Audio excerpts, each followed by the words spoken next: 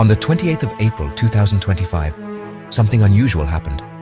Millions of people in Spain and Portugal were suddenly plunged into darkness. The lights went out, computers shut down. It was a major power outage, affecting a huge area. What was most surprising was the speed of it all.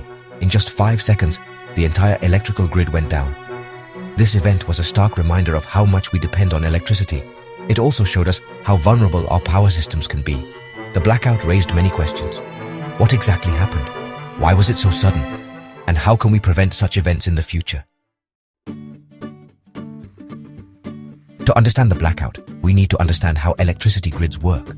Think of the grid like a network of roads. Power plants, like factories, generate electricity. This electricity travels along power lines, like trucks on highways. These lines carry the electricity to our homes and businesses. Just like roads need to be well maintained, the grid needs constant balance. The amount of electricity generated must match the demand. If there is too much electricity, it can overload the lines. Too little, and the system can become unstable. This delicate balance is maintained every second of every day. It's a complex task managed by sophisticated control systems. So, what happened in Spain and Portugal? The exact cause is still being investigated. However, experts believe a combination of factors contributed to the blackout.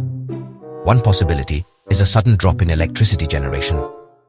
This could be due to a technical fault at a power plant, or it could be due to a sudden surge in demand. Another factor is the increasing use of renewable energy. Spain and Portugal have invested heavily in solar and wind power. These sources are great for the environment, but they can be unpredictable. The sun doesn't always shine, and the wind doesn't always blow. This variability can make it challenging to maintain a stable grid. Finally, the Iberian Peninsula has limited connections to the rest of Europe's electricity grid. This means that, if there is a problem, it's harder to get help from neighboring countries. The blackout in Spain and Portugal was a wake-up call. It highlighted the need to make our electricity grids more resilient. One way to do this is to improve interconnections between countries. This would allow us to share electricity more easily and provide backup in case of emergencies. Another important step is to invest in energy storage. Just like we store water in dams, we need to find ways to store electricity. This would help us smooth out the ups and downs of renewable energy. Finally, we need to make our grids smarter.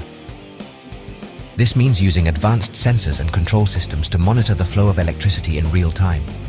With these improvements, we can make sure that the lights stay on, even when the unexpected happens.